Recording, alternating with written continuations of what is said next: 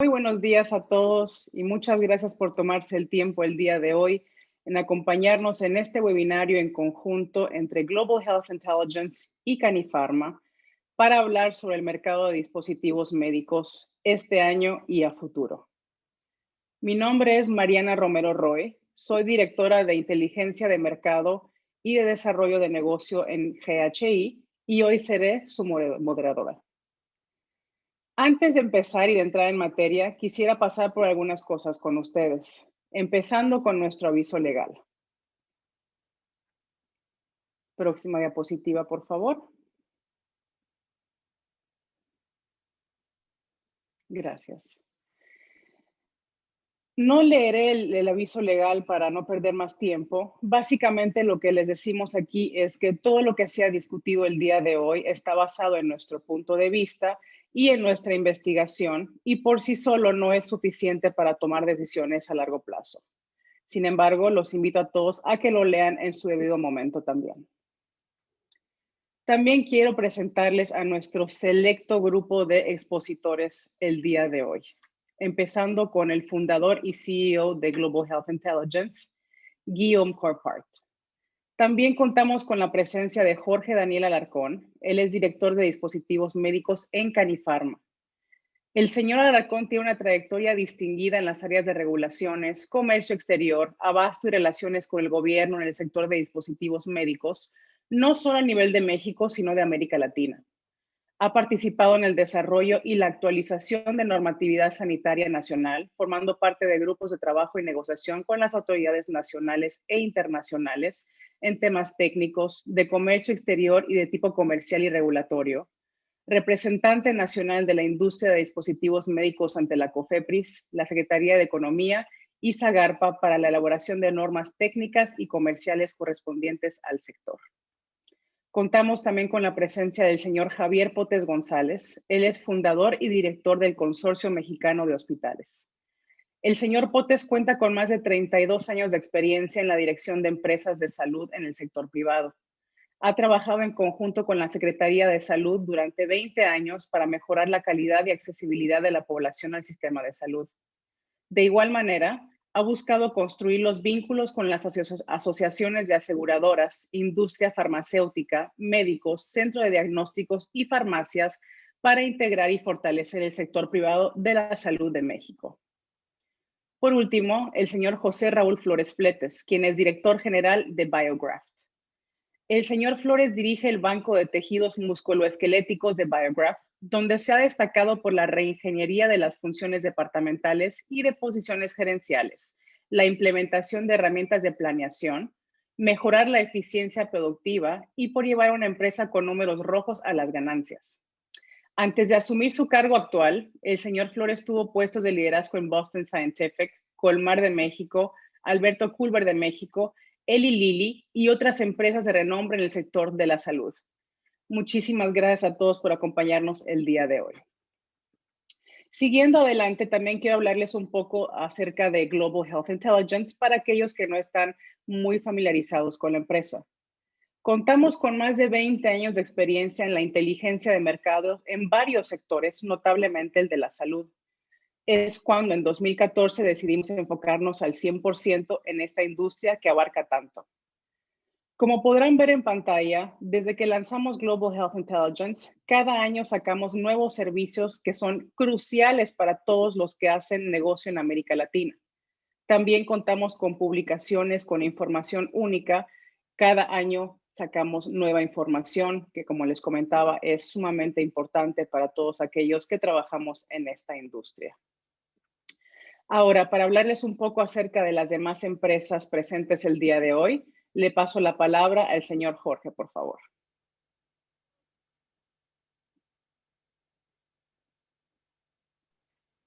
Mi querida Mariana, muchísimas gracias. Un gusto estar esta mañana con ustedes, un gusto poder sumarme a estos esfuerzos que está realizando Global Health Intelligence y con mucho gusto procedo a hacer la presentación de nuestros acompañantes. Consorcio Mexicano de Hospitales es una asociación de hospitales independientes que tiene como objetivo crear sinergias que permitan el desarrollo individual o como grupo Dentro de sus principales actividades se encuentra la compra consolidada de medicamentos y equipos, negociaciones comerciales a nivel nacional y la capacitación en línea respecto a temas técnicos, administrativos y clínicos, así como el intercambio de información relacionado a las mejores prácticas.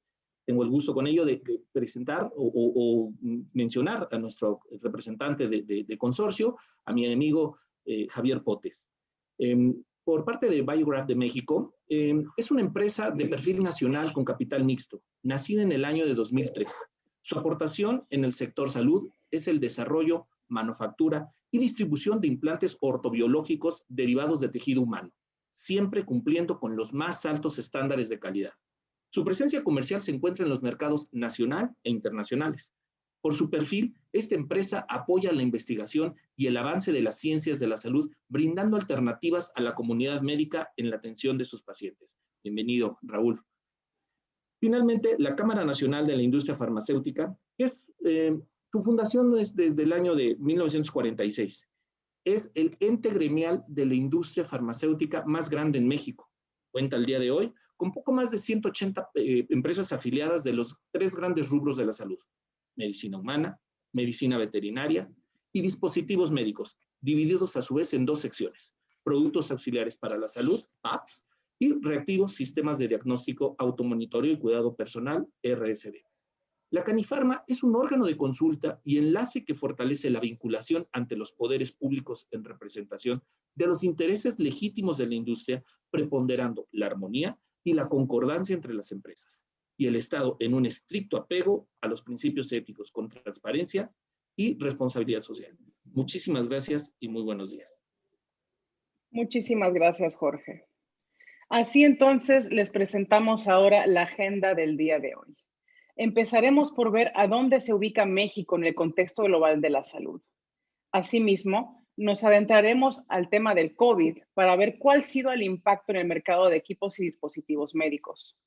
Después, veremos hacia dónde va la salud en 2021 y 2022. Y por último, estaremos analizando las tendencias de la salud hacia el futuro. Quiero comentarles que al terminar la presentación tendremos una sesión de preguntas en la cual podrán participar todos. Creo que ya estamos bastante familiarizados a esta altura con Zoom y demás plataformas, pero para aquellos que pues no lo están todavía, les pido que se dirijan a la parte inferior de sus pantallas. Ahí verán un botón que dice Q&A. Ahí, por favor, den clic y mándenos a lo largo del webinario todas las preguntas y comentarios que tengan, y con muchísimo gusto al final de la presentación trataremos de hacer hincapié en todas ellas. También aprovecho para comentarles que todo este material estará disponible para todos los participantes en los próximos días. También deberán reaparecer a lo largo del webinario para hacer unos sondeos. Como comprenderán, su retroalimentación es de suma importancia para nosotros y entonces agradecemos también su participación.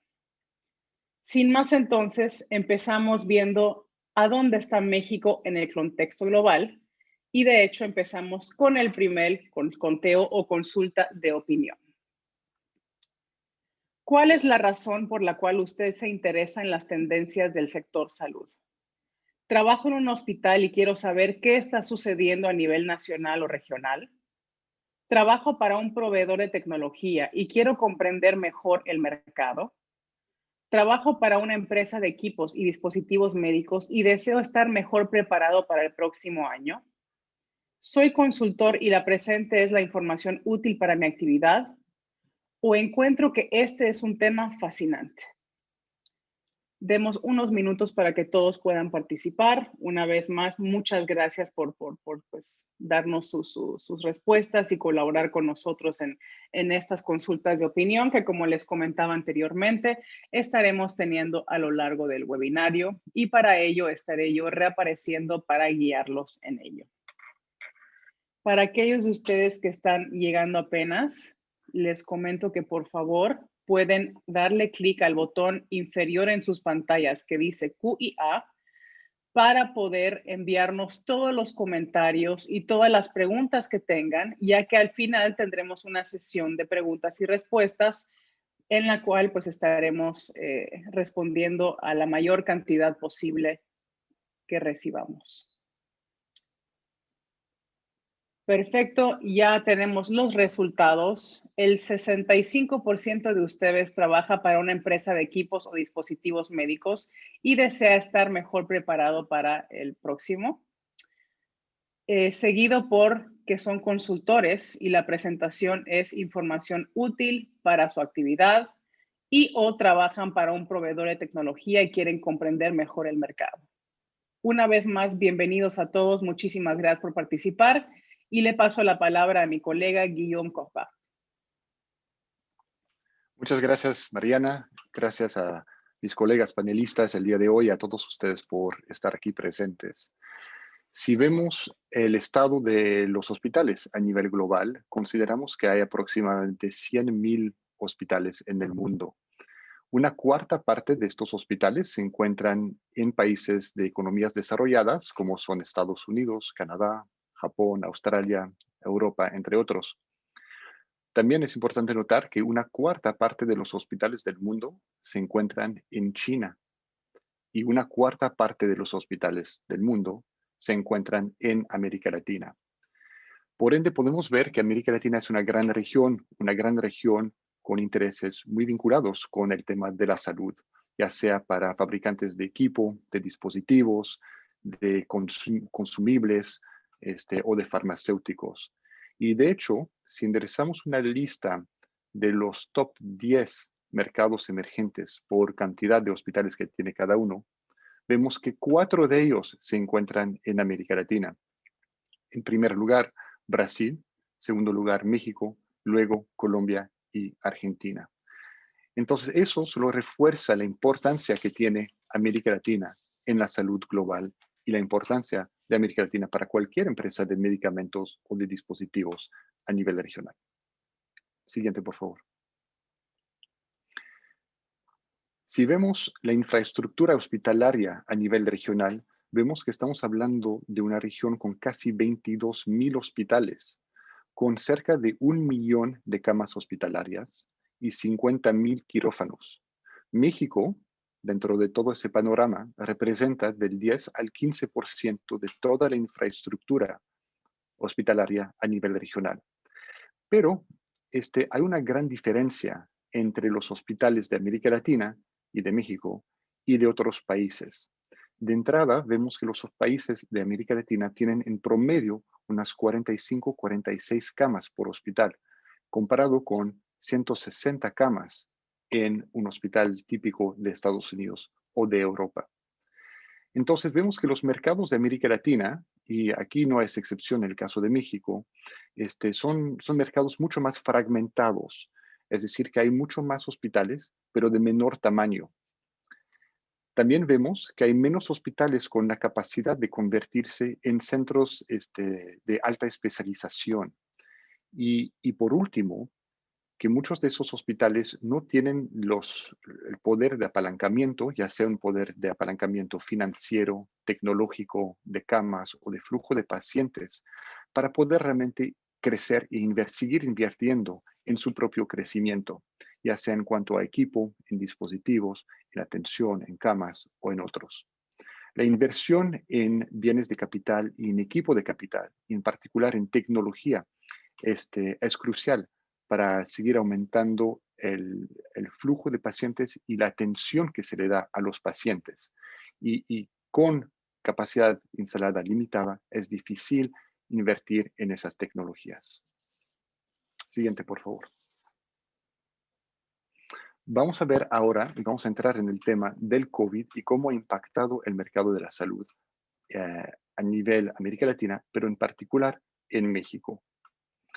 Vimos que al inicio del COVID, por ahí de febrero y marzo de este año, vimos que un inicio de una crisis de salubridad, una crisis hospitalaria, que esta crisis realmente se notó por una polarización en los servicios.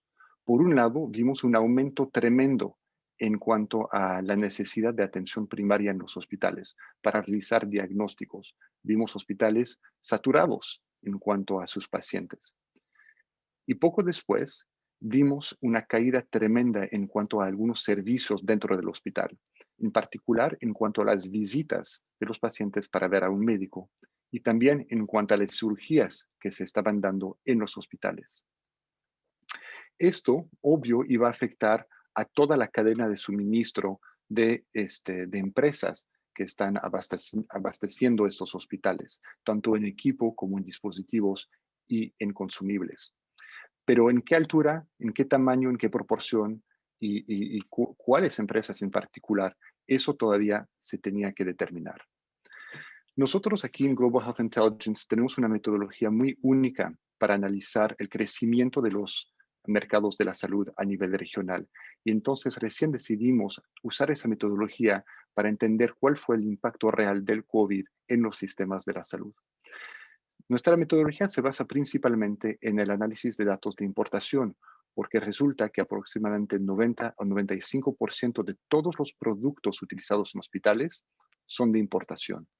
Entonces, analizamos dos códigos en particular, el 9018 y el 9021. 9018 siendo principalmente instrumentos y aparatos de medicina, el 9021 siendo artículos y aparatos de ortopedia, que va a ser muy importante para el análisis de nuestra data. Siguiente, por favor. Si vemos la data histórica, notamos que el mercado mexicano de la salud, en cuanto a instrumentos y aparatos de medicina, tiene un valor aproximado de 5.300 millones de dólares al año. Y esto corresponde a aproximadamente 7.600 millones de unidades vendidas cada año en el mercado local. Vemos también que es un mercado bastante estable, que crece de 1 a 2% por año, pero en su mayoría es bastante estable como mercado. Esto fue hasta el 2019. Ahora viene el 2020, donde vemos el impacto del COVID. La siguiente, por favor.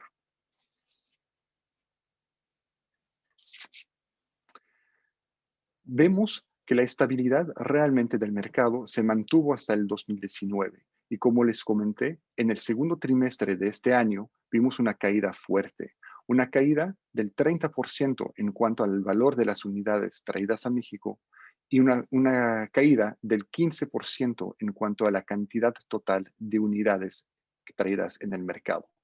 Esto, para darles una idea del nivel de certidumbre, tiene un nivel de confianza de aproximadamente el 90% sobre lo que refleja de las instituciones y lo que se está viendo en el mercado local.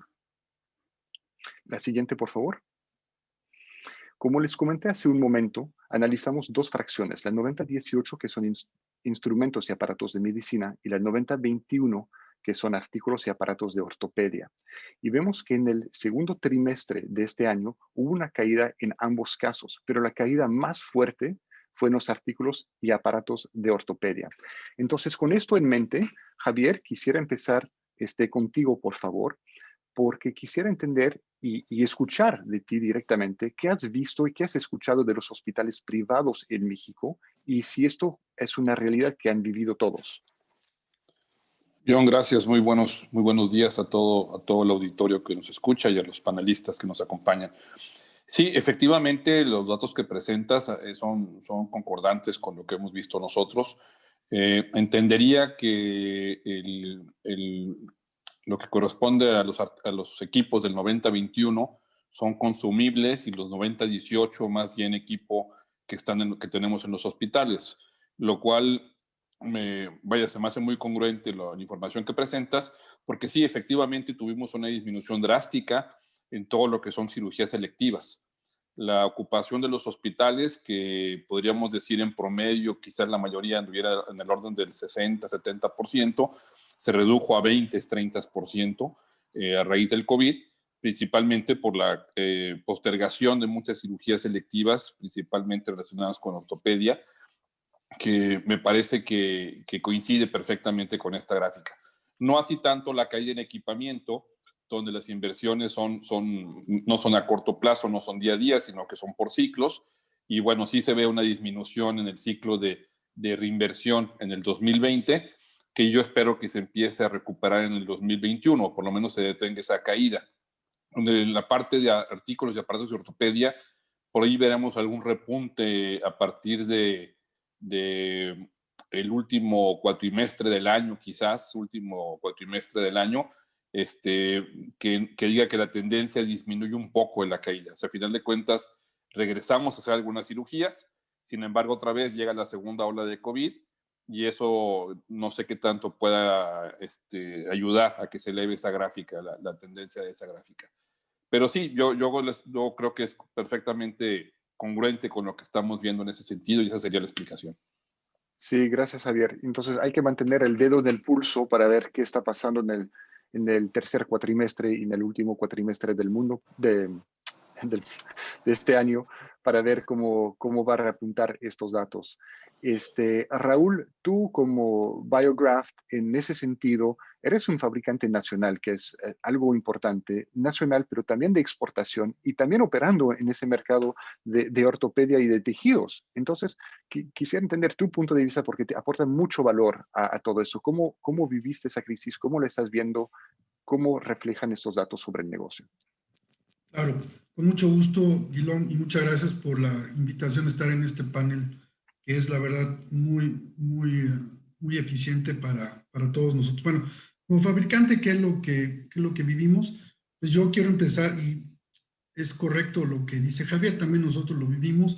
¿Por qué? Porque finalmente el mercado que nosotros atendemos, los fabricantes de dispositivos médicos o los que importan dispositivos médicos, es a nivel de cirugías. Obviamente, al haber una baja en cirugías, porque fueron los mismos colegios de médicos los que dijeron, por obvias precaución, vamos a disminuir las cirugías selectivas y solo vamos a darle salida a las cirugías de urgencia.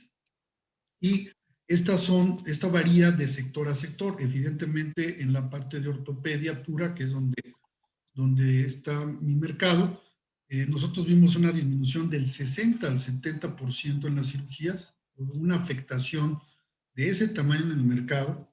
Obviamente tuvimos que hacer varias estrategias, que las platiqué también con mis colegas para poder soportar esta crisis que la veíamos venir, la vivimos, y esto evidentemente nos ha afectado bastante. Por otro lado, también algo que nos afecta en la parte de fabricación es que también ha habido, por obvias razones, muchos de nuestros proveedores se han dedicado a fabricar insumos para atender el COVID y no hemos tenido un acceso tan rápido y tan pronto a los insumos para poder seguir fabricando.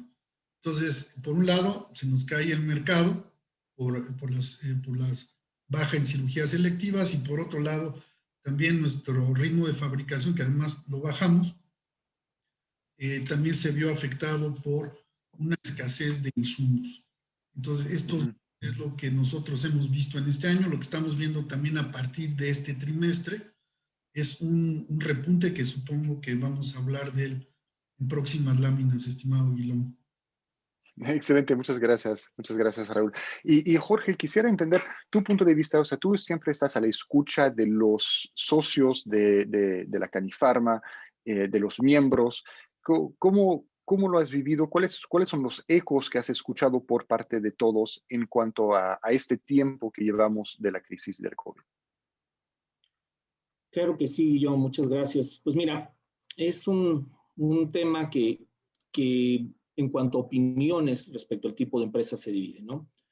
Por un lado, pues está la situación de las empresas de dispositivos médicos, fabricantes o distribuidoras de productos que se incorporan en los rubros definidos como prioritarios.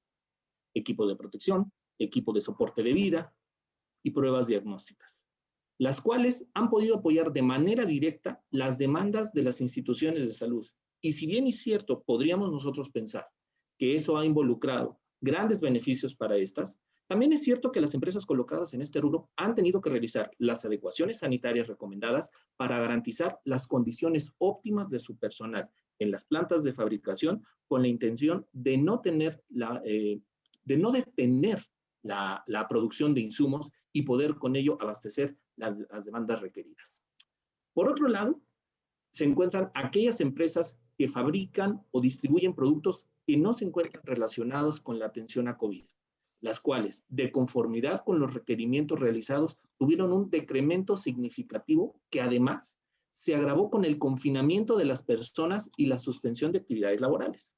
Evidentemente, esta situación obedeció a una política pública en salud urgente que priorizó la adquisición de productos que ayudaran en la atención y cuidados de pacientes contagiados por COVID, pero desafortunadamente el Estado no visualizó el acompañar esta estrategia con una política de prevención que frenara el alto grado de contagios que hasta el día de hoy desafortunadamente estamos padeciendo.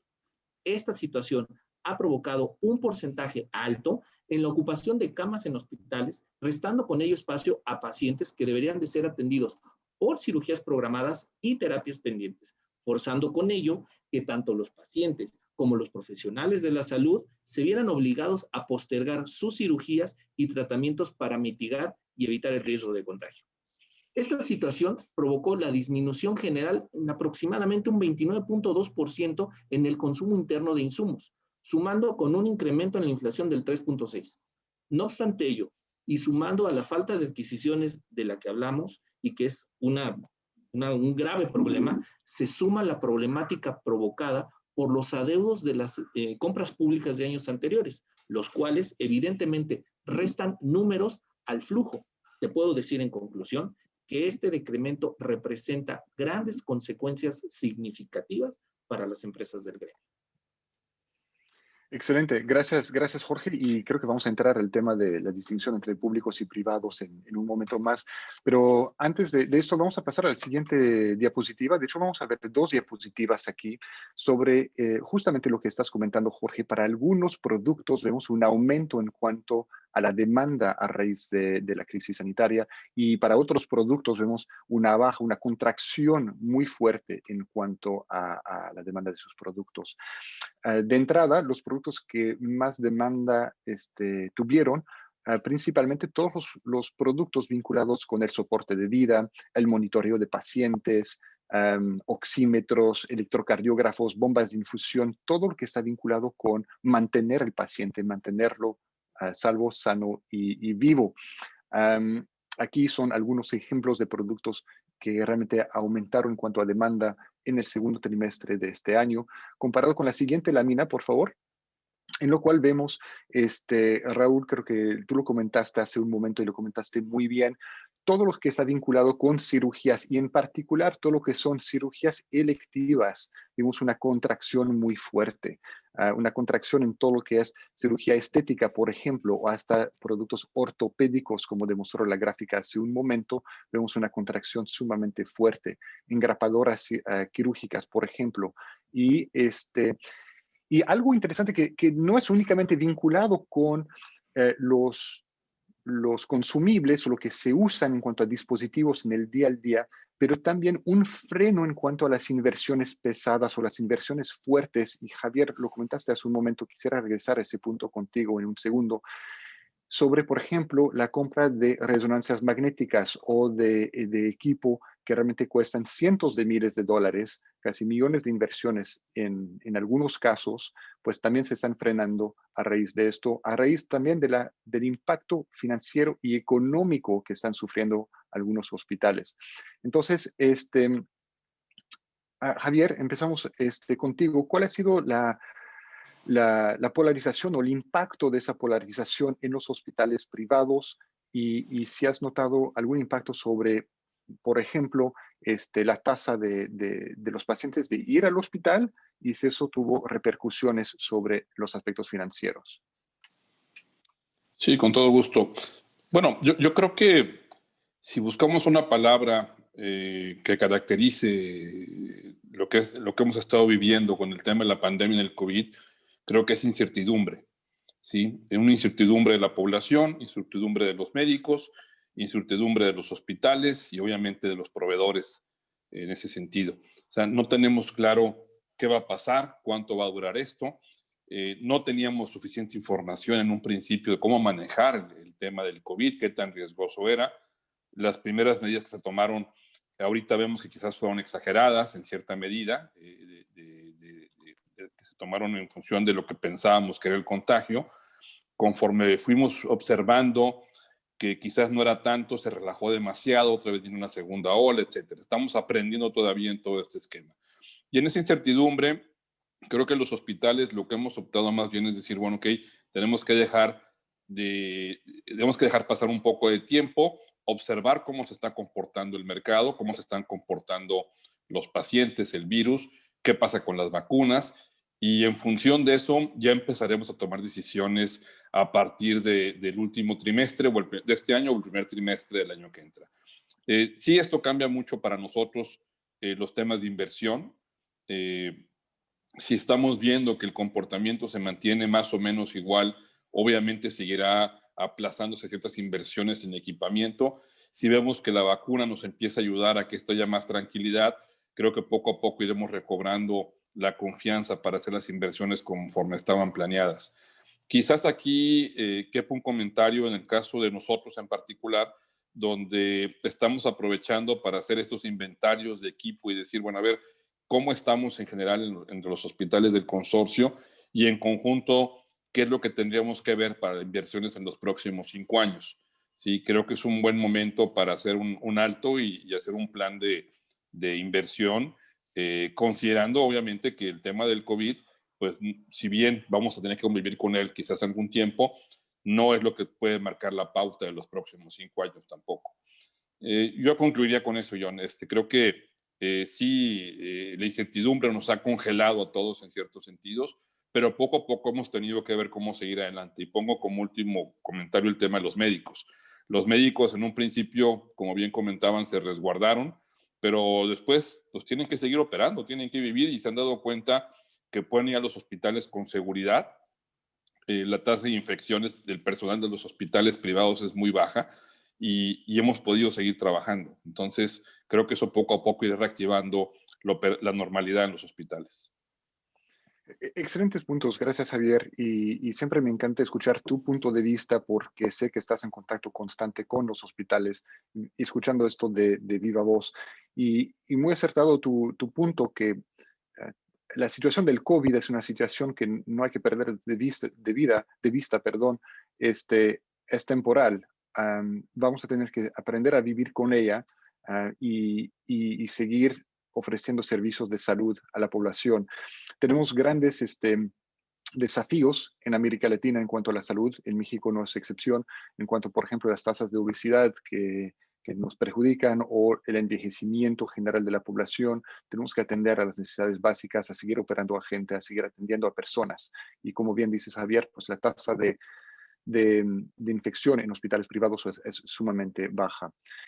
Raúl y Jorge Daniel, bueno, empezando con Jorge, si te parece, tú que estás encontrando con los socios de la Canifarma de manera constante, ¿qué escuchas en cuanto a una recuperación y una recuperación posible?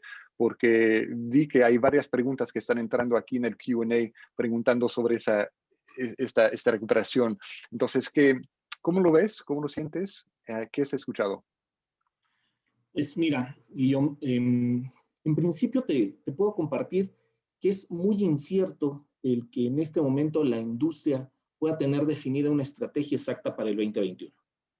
Derivado también de un incierto regreso cercano a la normalidad. Desafortunadamente, como comentábamos, la problemática pandémica sigue vigente y con amplias posibilidades, al menos, de extenderse al primer trimestre del 2021. Como Canifarma, hemos acudido con las autoridades federales para incentivar la reactivación, el fortalecimiento y el apoyo a la industria establecida en México, con lo cual nos buscamos se permita visualizar un futuro cercano y en función de ello generar una planeación correcta en consecuencia. Lo que sí te puedo asegurar es que la industria, caracterizada siempre por esa gran responsabilidad social, continúa realizando las acciones suficientes para proteger a sus trabajadores en las plantas y mitigar los riesgos de contagio y que tanto representantes de las empresas como sus técnicos están listos y capacitados para volver a los hospitales y acompañar a los profesionales de la salud en las terapias e intervenciones quirúrgicas con productos eficaces y seguros. Esto significa que la industria continuará trabajando bajo un protocolo de atención para hospitales privados en los que los representantes garanticen su participación mitigando los riesgos de contagio. Muchas gracias. Excelente, excelente. Gracias, Jorge. Y Raúl, de tu punto de vista, ¿cuándo te estás esperando? Porque me imagino que como empresa privada en todo esto, tienes el dedo en el pulso, monitorando esto y esperando a ver esa recuperación. ¿Cuándo esperas ver esa recuperación, ese repunte tú? Claro, muchas gracias, Guilón. Miren, evidentemente a todos nos agarró por sorpresa. Yo creo que muy poca gente en su planeación estratégica previmos un escenario como este. Sin embargo, tuvimos que reaccionar muy rápido. Te lo digo como empresas, hablando con otros colegas de nosotros, reaccionar, ver nuestra fortaleza financiera, ver varios aspectos y tomar decisiones para poder solventar al menos los primeros pasos, los primeros meses de este escenario, entender qué es lo que había pasado, después pasar a generar planes de acción para, como bien decía Javier, cada una de nuestras actividades, cómo vamos a regresar a este nuevo escenario, proviendo a nuestros empleados y a nosotros mismos de medidas de seguridad y a nuestros clientes, pues y asegurando que no iba a haber ningún contagio. Por otro lado, evidentemente estar sondeando muy de cerca con los médicos, porque al final ellos son los que guían nuestra actividad. Y como bien decía Javier, sí, al principio pensábamos todo el mundo, no, en primavera se va a acabar esto, es un virus que con el calor se va a afectar, bla, bla, bla.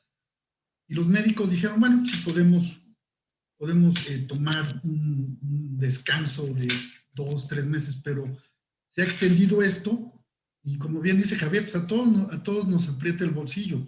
Nosotros ya estamos acabando nuestras reservas que hicimos, varios colegas míos también, y obviamente los médicos y como personas. Entonces, ya lo que estamos viendo es un regreso, sobre todo a partir de septiembre empezamos a ver un repunte en las cirugías, sobre todo en el sector privado, porque es donde hay una mayor garantía de espacio de cirugía, una mayor garantía de protocolos de seguridad.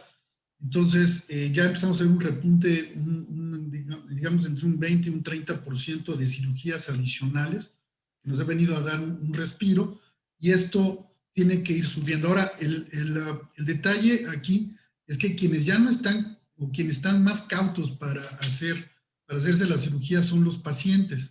Los pacientes, tanto los hospitales como los médicos, tienen que convencer al paciente de que se puede hacer la cirugía, de que hay las condiciones de seguridad necesarias para garantizar que no va a ser contaminado o contagiado por este virus. Entonces nosotros creemos que ya va a haber un repunte, ahí va. Sin embargo, como bien mencionaba Jorge, y no podemos dejarlo de lado, no estamos en una burbuja, dependemos de decisiones de terceras personas.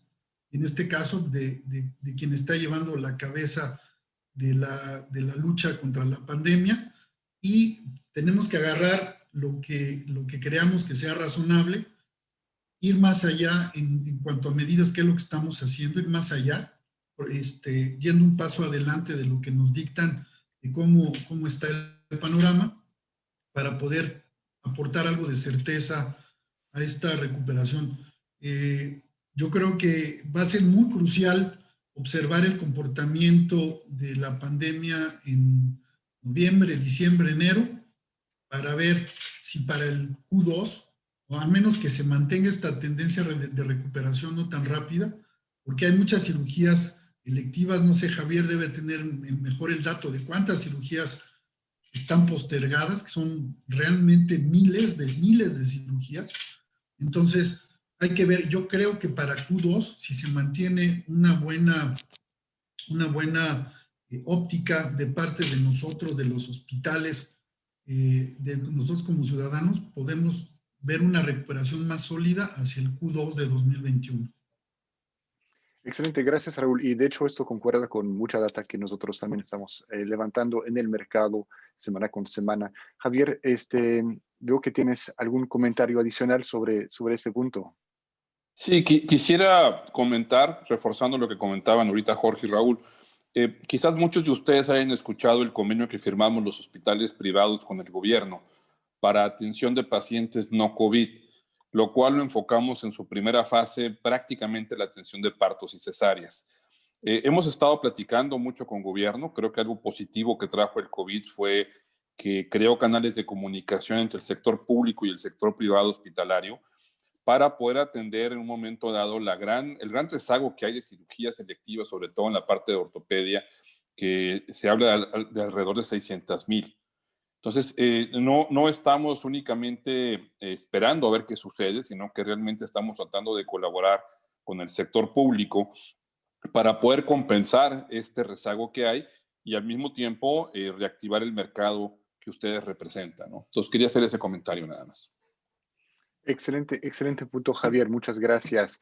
Vamos a pasar a la siguiente, por favor, y sobre el cual vamos a ver el estado de la salud para 2020, 2021, 2022. Y antes de eso, Mariana, por favor, la siguiente pregunta. Por supuesto. Gracias, Guillaume. Para los que llegaron recientemente, pues tendremos estas preguntas a lo largo del webinario y empezamos entonces. En su opinión, ¿cómo se va a comparar 2021 con el 2020? ¿Peor que 2020? ¿Igual que 2020? ¿Del 0 al 10% mejor que 2020? ¿Del 10 al 20% mejor que 2020? ¿20 a 30% mejor que 2020? ¿O por encima del 30% mejor que 2020? Agradecemos su retroalimentación para esta pregunta. Creo que hay muchas opciones de respuestas para esto, aunque me quisiera yo decir que pues va a ser mucho más positivo que el 2020, pero pues nada, a ver qué piensan ustedes. También aprovecho este espacio para recordarles que esta presentación y la grabación del webinario se les hará disponible en los próximos días y que por favor también si van a la parte inferior de sus pantallas verán un icono de Q&A a donde pueden ingresar todas sus preguntas y comentarios y al final de este webinario tendremos una sesión para contestar la mayor cantidad posible. Demos por favor entonces unos minutos para tener los resultados y aquí están. Bueno, tenía razón, del 0 al 10% mejor que 2020 piensa la gran mayoría de ustedes y del 10 al 20% mejor, seguido por 20 a 30% mejor y otros piensan que igual que 2020. Pero nada, interesante ver que la mayoría de ustedes piensa que el 2021 va a ser mejor que el 2020. Ojalá así sea. Nuevamente, muchas gracias por su tiempo. Guillaume, te paso de nuevo la palabra. Muchas gracias, Mariana, y a todos por participar nuevamente en esta pequeña encuesta. Cuando nosotros analizamos los sistemas de salud en el mundo, realmente encontramos que hay tres denominadores comunes para tener sistemas de salud eficientes. El primero recae en la cantidad de instituciones que hay en un país, llámanse hospitales, clínicas, laboratorios, centros de diagnóstico, entre otros. El segundo es la cantidad o la capacidad a esos hospitales de tener equipo y equipamiento, y eso puede ser dispositivos, tecnologías, equipo, farmacéuticos, o sea, todos los insumos que se requieren para realmente operar de forma adecuada. Y tercero, pues son los profesionales de la salud, son las enfermeras, los médicos que realmente hacen ese vínculo entre la institución, el producto, el equipo y el paciente. Y si vemos la posición de América Latina en cada uno de esos rubros, vemos que México aquí otra vez no es excepción. Vemos una gran cantidad de hospitales, de clínicas, de centros de diagnóstico, de hecho, bastante por arriba del promedio global. En cuanto a los profesionales de la salud, también, aunque puede variar por especialidad, en su forma completa vemos que América Latina tiene recursos humanos, buena cantidad de recursos humanos dedicados a ese sector. Sin embargo, un lugar donde vemos que América Latina sí está por detrás del promedio global es en cuanto al equipamiento que tienen estas instituciones y estos hospitales, empezando desde luego por las camas hospitalarias. Vemos muchos hospitales pequeños, mucho más pequeños que los promedios globales en ese sentido, y eso también puede afectar cómo están equipando el hospital. Entonces, sobre este punto, Javier, tú y yo el otro día estamos discutiendo algo a ese respecto. ¿Cómo ves la situación del equipamiento en los hospitales ya sean públicos o privados, con toda tu experiencia, ¿no? Sí, John, bueno, pues es un tema que podríamos pasarnos ahí horas platicando al respecto. Trataré de ser breve y si no, tú me interrumpes con toda confianza.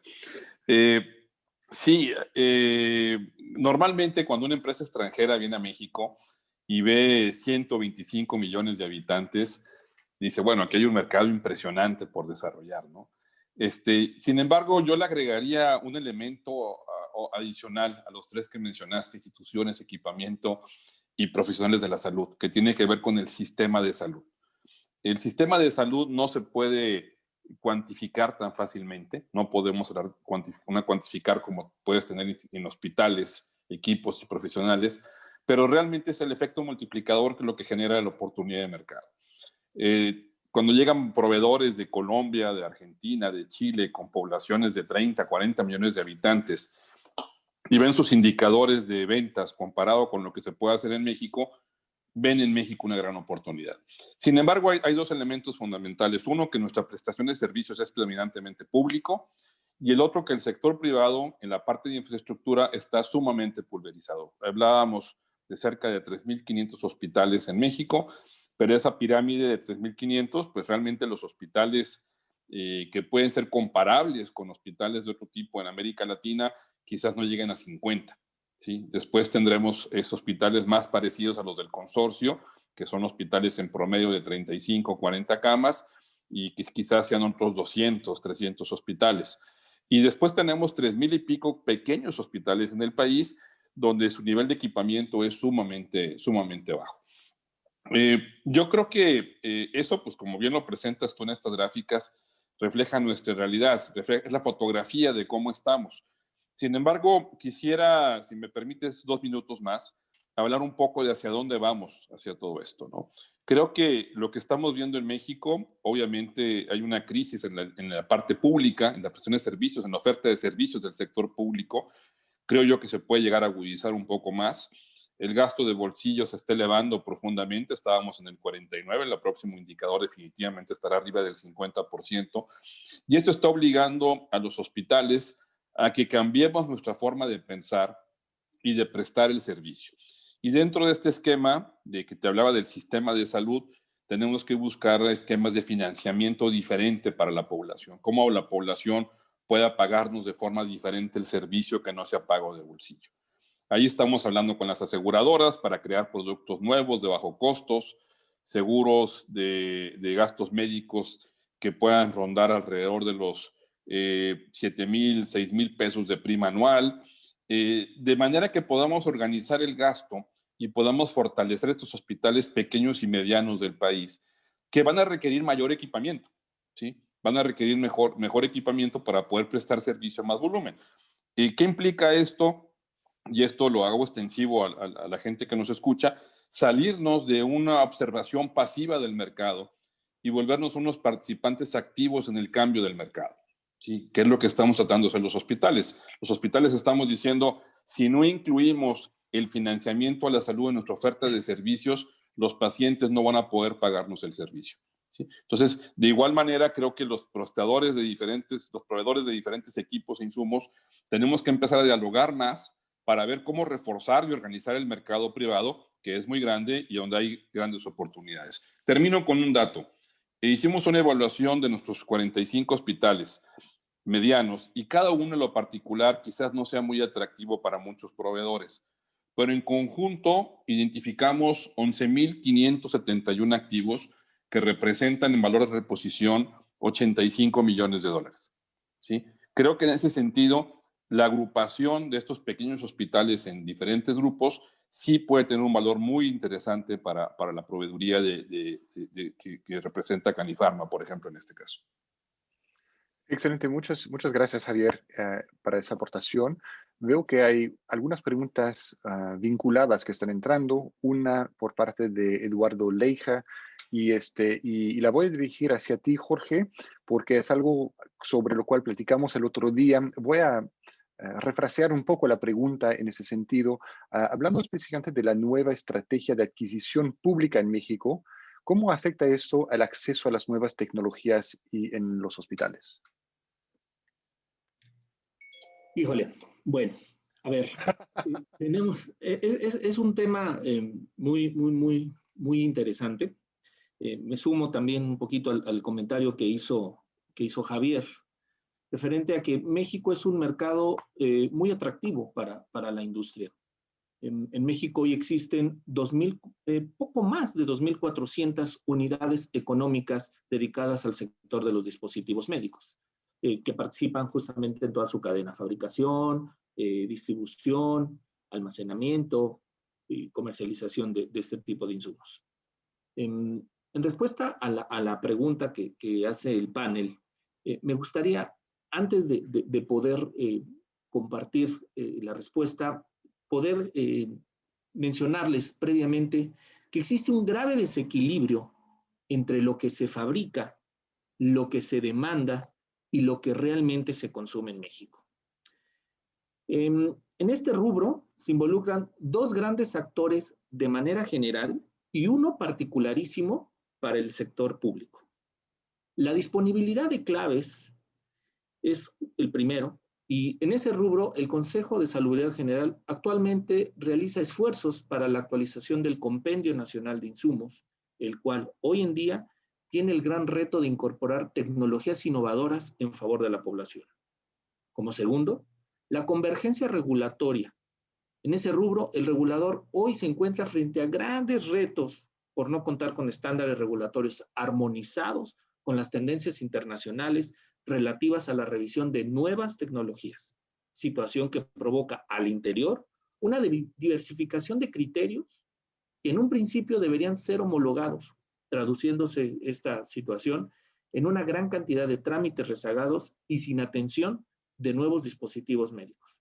Y finalmente, y en alcance a la pregunta que se hace, ¿no?, la autoridad compradora, quien ante el desconocimiento de la efectividad y trascendencia de los dispositivos médicos en la estructura de atención a la salud, no ha realizado una planeación adecuada para la adquisición de productos que ofrezcan mejores resultados a costos más accesibles. Desafortunadamente, estas situaciones involucran que más y mejores tecnologías de la salud fabricadas o importadas por la industria de dispositivos médicos no estén siendo aprovechadas en beneficio de los pacientes mexicanos. No debemos olvidar que a pesar de que México ocupa el primer lugar en exportaciones de Latinoamérica y es el octavo a nivel mundial, el consumo interno per cápita de estos insumos nos posiciona en el lugar número 43. Hoy, la modificación que se ha hecho al esquema de adquisición por parte del gobierno violenta gravemente la situación de la industria establecida en México al no contemplar que estos datos estadísticos que tenemos involucran que los productos fabricados en México cuentan con los más altos estándares de calidad, son seguros y eficaces, y por ello más de 10,000 productos se encuentran dentro del mercado. Entonces, es un reto, es un riesgo, más que un reto, la situación vivida con el nuevo esquema, con el convenio celebrado con la UNOPS, sí lo es. ¿Afecta gravemente la situación de las empresas establecidas? Sí la afecta. Consideramos como sector industrial que existe una violación a las garantías respecto de estas empresas establecidas, también lo consideramos. Hay una pugna por ahí judicial que existe, bueno, que está en los tribunales, que bueno, ya lo definirán las autoridades cuál va a ser el desenlace del mismo. Pero sí hay una grave afectación. Pero lo más importante o lo más trascendente de esta afectación es la gravedad respecto de qué tipo de productos con este nuevo esquema va a llegar a los pacientes mexicanos, tomando en consideración que los productos que aquí en México existen, como ya mencionaba, cumplen con los más altos estándares de calidad y han podido apoyar a las instituciones de salud y a las estrategias de salud dentro de la política pública, para poder llevar a cabo todos los éxitos que se han tenido. Existe también, y en alcance al comentario que hacía Javier, existe una sensibilidad muy fuerte por parte de la industria respecto a los costos que representan la adquisición de estas nuevas tecnologías. Y para ello, la industria se ha puesto en esos zapatos y ha platicado respecto a esa oportunidad de sentarnos a dialogar para generar esquemas alternativos de adquisición que permitan tener estas nuevas tecnologías al alcance de cualquier paciente. La realidad, y es un comentario que siempre hago, creo que todos los involucrados en esta charla, en la industria, en la sociedad, somos susceptibles de ser pacientes. Y por ello, la importancia de poder contar con un óptimo esquema de salud para la atención en hospitales, óptimos y siempre eficaces equipos de salud para podernos atender, es una prioridad que debemos de ver todos de una manera muy particular y igual para todos. Muchas gracias, Guillermo. Jorge, muchas gracias por esa elaboración y comentarios muy atinados. Vamos a pasar a la siguiente lámina, sobre el cual, Raúl, voy a tener una pregunta específica para ti en ella, y tenemos que mantener en contexto que tenemos apenas 5 minutos más para respetar el tiempo de nuestra audiencia. Vamos a cambiar un poco el esquema porque siento que hemos contestado muchas preguntas a lo largo de esa presentación, entonces vamos a terminar con una pregunta abierta para todos en unos minutos más. Lo que platicamos que inicialmente pues era una crisis de salud. Realmente, Javier, tú elaboraste en eso, la polarización de los servicios, la alta demanda por un lado, la caída de la demanda del otro lado. Raúl, tú lo comentaste también sobre la caída de las cirugías en los hospitales. Pues lo que estamos notando es que eso ahora tiene el riesgo de convertirse en una crisis económica. Vemos que el PIB a nivel regional se espera pues que caiga un 5.3% a nivel regional en el 2020. A pesar de eso, pues todavía tenemos la demanda de los servicios de salud, las cirugías que están con un backlog muy alto. Tenemos también la caída de los ingresos por parte de los gobiernos en cuanto a ISR, por ejemplo, o algunos otros impuestos, que hace que pues con esas caídas es difícil pagar por los servicios de salud a nivel público. Y Javier, pues tu comentario que 70% de los servicios de salud están en el sector público. Eso afecta también los hospitales privados, el hecho de que pues, los pacientes no quieren acudir a su médico, tienen miedo de ir al hospital, pues resulta que pues, afecta también las finanzas en el ámbito del hospital privado. Eso es la realidad de hoy, donde estamos encontrándonos hoy en día. Con eso, Raúl, ¿cuáles son algunas oportunidades que tú estás viendo y cómo ves el futuro del sector de la salud en México en particular, en estos próximos 12 meses? Claro que sí, Guilón. Bueno, evidentemente sí hay oportunidades como en toda crisis. ¿Dónde lo veo yo? Es en la oportunidad, como bien tú lo señalas, de poder sustituir importaciones, de que nosotros como fabricantes nacionales, como la industria establecida en México, sea transnacional o seamos nacionales, que tengamos potencial de fabricación, sería encontrar los caminos, encontrar el financiamiento para poder generar los productos que se requieren y que, como tú bien lo dices, finalmente la salud es algo prioritario para el ser humano, para cualquier país, ahí va a estar. Entonces, la gran oportunidad es que nosotros como fabricantes nacionales podamos sustituir esas importaciones y de alguna manera bajar costos y garantizar el abasto, que es la otra gran preocupación que hay en el sector público, el poder abastecer, y la industria, y hablo de toda la industria médica, lo podemos hacer. ¿Qué necesitamos para que estas oportunidades se den? Por un lado, planeación. Es una palabra que a veces en Latinoamérica no nos gusta mucho. Es que tanto el sector público, el gobierno, como nosotros, como nuestros clientes, entendamos planeación. ¿Qué es lo que viene? ¿Cuántas cirugías se esperan? Porque nadie de nosotros como fabricantes tenemos un inventario como para hacer frente a 1,000, 2,000, 3,000, 4,000, 5,000, 600,000 cirugías. Sería realmente fuera de cualquier lógica. Entonces necesitamos planear, porque además hay tiempos de fabricación. O sea, a mí no me pueden decir, oye, mañana entrégame 100,000 productos, porque eso no es cierto. Hay que pasar por una serie de cosas, coordinarnos perfectamente para poder, de alguna manera, saber que tenemos la demanda, saber que la vamos a cumplir y, sobre todo, muy importante, saber que vamos a tener los recursos, que se nos pague en tiempo para poder tener el ciclo completo. Entonces, una gran oportunidad es esa.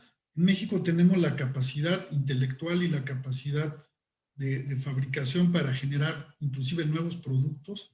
Yo creo que aquí es cuestión de que podamos otra vez acceder a esos apoyos financieros que teníamos a través del CONACYT, que daban bastante buenos resultados, y ver también qué nuevos productos podemos ofrecer y de alguna manera también reconvertirnos. Si posiblemente algunos de nosotros, nuestro negocio ya no está dando para el producto actual, bueno, qué nuevos productos que se están necesitando, podemos hacer una reconversión de nuestras instalaciones para poder surtir esta demanda, porque es bien cierto que hay mucha incertidumbre y creo que nosotros podemos cooperar a bajar esa incertidumbre desde el campo que cada uno de nosotros tenemos el control, Guillermo. Excelente, muchas gracias, Raúl. En la siguiente lámina, y digo, estoy viendo la hora aquí, es la 1 de la tarde aquí en Estados Unidos, hora del este, 11 de la mañana en México. Vamos a buscar concluir esa presentación, esas 2 últimas diapositivas de forma eficiente y una última palabra para todo el panel por parte de Mariana en un momento más. Reitero, vamos a tratar de buscar contestar sus preguntas por correo electrónico. No duden en escribirnos directamente a todos por los que quieran. Seguimos con 190 participantes, que es muy bueno a esa altura. El otro día estuvimos viendo cuáles son las expectativas para los diferentes tipos de equipos y dispositivos para el 2021 en América Latina y en México en particular. Lo que nosotros pronosticamos es una mayor demanda de equipamiento básico, principalmente enfocado sobre el soporte de vida, ventiladores, por ejemplo, monitor de pacientes, bombas de infusión, entre otros. Y todavía una recuperación un poco más lenta para equipamiento especializado de alto costo, llámase cámaras gamma, por ejemplo, resonancias magnéticas, angiógrafos, que realmente requieren inversiones más a largo plazo. La caída en cuanto a los ingresos, tanto del sector público como del sector privado, seguramente va a poner un freno a esas inversiones. Estamos viendo una excepción siendo los tomógrafos, ya que en algunos casos la tomografía se puede utilizar para detectar casos de COVID. Entonces, 5 elementos para guardar en mente para este año y los próximos 12 a 18 meses. Primero, es que lo que no ha sucedido todavía probablemente va a ser difícil recuperar al 100. Vimos varios procedimientos, varias cirugías que no van a poder recuperarse al 100%. Algunas se han cancelado para siempre, aunque existe ese backlog y se trata de recuperarlo, no todo se va a poder hacer. Segundo, una reducción de costos continuará como prioridad en las agendas, tanto del sector público como del sector privado. Tercero, el servicio de prestación de salud se adaptará. Seguramente más tecnología, más inversión en tecnología para reducir el flujo de pacientes en ciertas instituciones. El sector privado probablemente lidere esto. Javier, mencionaste el hecho de que pues, el COVID es temporal dentro de todo esto. Tenemos que sobrevivir, tenemos que vivir con él. Y que dentro de este contexto pues, existen macro tendencias, tanto de obesidad como de envejecimiento poblacional que requieren atención inmediata. Y en cuanto a inversión tecnológica, pues hay que pensar que hay que crecer en escala. Si queremos enfrentar la demanda, la necesidad de salud a largo plazo, hay que crecer de forma de escala. No podemos crecer de forma lineal en esto. Entonces, una ruta de adopción tecnológica es primordial en eso. Entonces, con eso, Mariana, dejo que tú nos hagas una pregunta abierta a todo el panel, por favor. Es correcto, Guillaume. No nos da tiempo ya de pasar por los servicios de la empresa. Los invito a todos a que nos escriban ya aparte para poderles contar un poco más acerca de nosotros y los servicios que ofrecemos. Y bueno, la pregunta abierta a todos, en 30 segundos, si me pueden decir desde su punto de vista, ¿cuál es el futuro del sector en el 2021 y más adelante?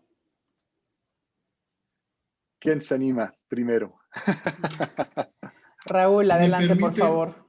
Raúl, indiscutiblemente vamos a seguir creciendo. O sea, no es la primera crisis que pasamos como humanidad, que pasamos como sector o que pasamos como país. Vamos a seguir creciendo. Es cuestión de planeación, coordinación, asumir los costos las inversiones y que el ciclo económico se dé. Es decir, fabrico, vendo, distribuyo, me pagan y se cierra el ciclo. Correcto. Gracias, Raúl. Jorge o Javier, ¿qué piensan ustedes? Adelante, Jorge. Muchas gracias, Javier. Pues a ver, en la medida que la contingencia por COVID-19 se prolongue a lo largo del 2021, la utilización de dispositivos médicos para su atención no disminuirá.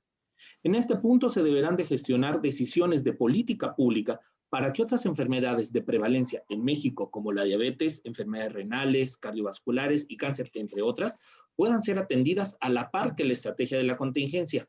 Aquí tendrá también una utilidad muy significativa la industria de diagnóstico, que en México es considerada como de dispositivos médicos. Es para todos conocido que ya existen primeros casos de pacientes con COVID e influenza, y en la medida que se detecten oportunamente, se mitigará la propagación de estos casos, lo que traerá como consecuencia que los hospitales recuperen, en la medida de lo posible, su flujo natural de atención a pacientes. Me gustaría pensar de verdad que el 2021 será el inicio de una relación perfecta entre la industria, las instituciones y los pacientes, en donde la industria pueda presentar nuevas ofertas tecnológicas que permitan mejores resultados con tiempos más cortos y costos más accesibles, en donde las instituciones volteen a mirar esas nuevas tecnologías y sean capaces de sumarlas a sus terapias, y en donde podamos garantizar a los pacientes el regreso a sus actividades de manera más pronta. Una estrategia que nos permita tener esquemas alternativos de adquisición que permitan un mayor de acceso a nuevas tecnologías y preponderando un esquema de salud basado en valor. Muchas gracias. Excelente, muchísimas gracias, Jorge. Javier, ¿algo quieras agregar entonces sobre cómo veremos la industria en el 2021? Bueno, yo creo que el sector privado tiene grandes oportunidades en México, grandes oportunidades de desarrollarse y crecer. Creo que la pandemia en este 2020 nos abrió una oportunidad de hacer un examen de cómo estamos y cómo tenemos que reinventarnos en muchos sentidos. Desde mi punto de vista, y perdón que lo diga de esta manera, pero si en el 2021 regresamos a lo que teníamos en el 2019, creo que habremos fracasado en haber hecho una reinvención del sector privado. Creo que para el 2021 en adelante tenemos que, tomando las palabras de Jorge, en esta alineación de la industria con los hospitales y los pacientes, tenemos que empezar a reinventar los servicios, la forma en que se prestan, cómo los financiamos y fortalecer el sector privado para que más gente tenga acceso a la salud con calidad y eficiencia. Perfecto, muchas gracias, Javier. Guillaume, no sé si quieres agregar algo más. Pues creo que ya mis colegas panelistas ahí ya tocaron todos los temas. Creo que está excelente. Estoy de acuerdo con todos los puntos que se han mencionado y creo que ahí no hay que perder de vista el rol de la tecnología, que puede ayudar por un lado, a reducir la cantidad de contactos necesarios con las instituciones, y dos, reducir el tiempo de exposición dentro del hospital si es que sea necesario. Realmente hay que pensar a largo plazo, de aprender de estas situaciones, de aprovechar de la crisis del COVID para reinventarnos y mejorarnos como sistemas de salud. Y aquí, pues en México, hay grandes oportunidades por adelante. Entonces, con eso, pues quiero invitar a todo el mundo que sigamos la conversación. Aquí están nuestros correos electrónicos para que nos puedan escribir, seguir preguntando y dialogando. Quiero extender también un agradecimiento particular a mis amigos y colegas panelistas el día de hoy y a todo el mundo quien se juntó con nosotros, tomó tiempo de su día para estar con nosotros el día de hoy. Mariana. Muchísimas gracias, Guillaume. Gracias, Jorge, Raúl, Javier y a todos los que participaron el día de hoy por su retroalimentación, por sus preguntas, por su tiempo. De verdad ha sido un excelente webinario. Esperamos que hayan disfrutado mucho de él y, como decía Guillaume, pues dejamos las puertas abiertas para seguir conversando sobre este tema que sin duda es muy interesante. Esperamos que pasen un excelente día y seguimos en contacto. Muchísimas gracias a todos y hasta luego.